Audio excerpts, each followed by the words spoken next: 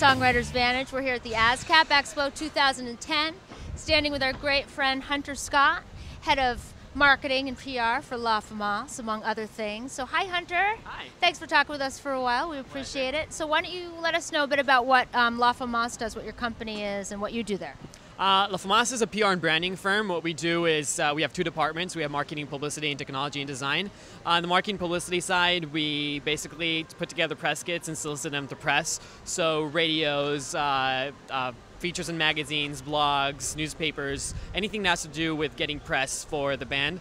The technology and design department handles all the visual branding aspects. So all the CD artwork, the trying to think of all the stuff, all the CD artwork, the logos, everything you need basically to put everything together and really just get a very professional looking package. So that gets you through the door, and then the music does the rest.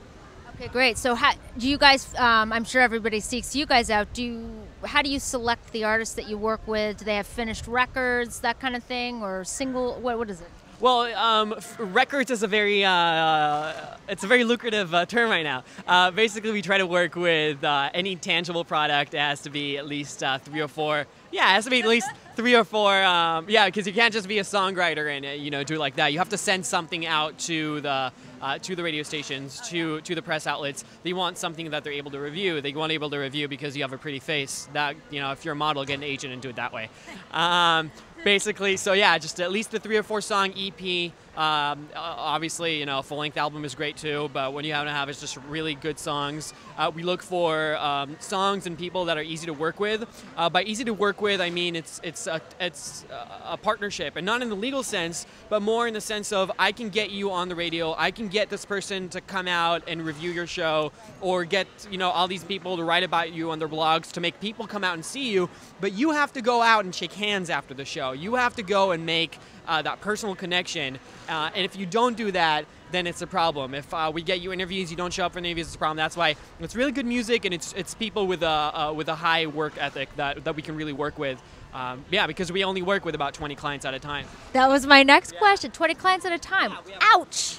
But that's great, because then you can focus your attention on doing your best for those. Are they all artists? Do you represent all songwriters, or people who submit music that's ready to go, perhaps sung by someone else, or they're not performing themselves, that kind of thing? Yeah, we have a couple of producers or people who own studios, and what we do for them is kind of similar, except in terms of, instead of targeting specifically music outlets, we target like recording magazines and stuff like that would feature them. So it's kind of like that sense. It's a little bit trickier because you still have to find a special story, what makes them different. It's really all about what makes you different and special, and kind of being able to expand beyond that.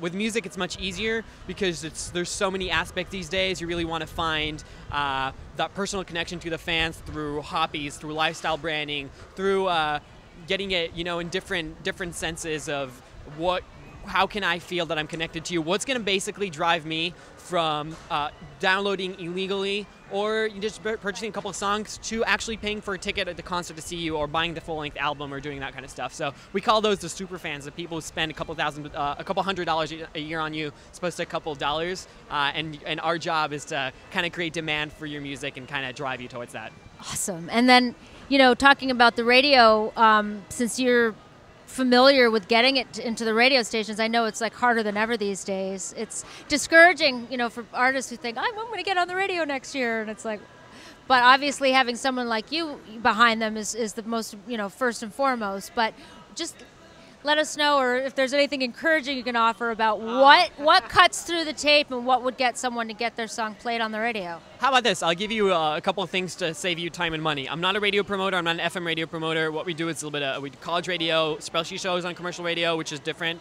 Specialty shows on FM rather than just FM. I can tell you a couple of things. First of all, CMJ, College Music Journal, that's the college radio, will not translate into direct sales. So what you want to do is only focus on college radio if you're going out to those colleges later on, and then spending your time playing at those shows and selling merch over there, and doing stuff that will then translate into money.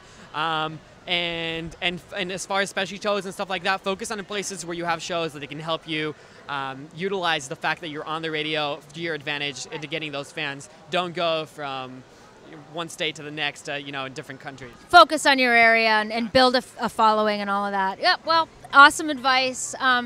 Again, Hunter, how can we find you? How can artists get in contact with you and check out your site? It's LaFamos. It's LAFAMOS. It's like LaFamous without the U.com. You can contact Hunter, that's me, or Gideon. He's our head of submissions. We're the two that really handle that fine.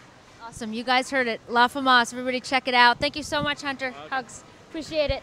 We'll Thanks see you for around. having me. We'll see you around at the expo. Thanks. For now, Kate signing off. Songwriters Vantage, ASCAP 2010. Thanks, guys.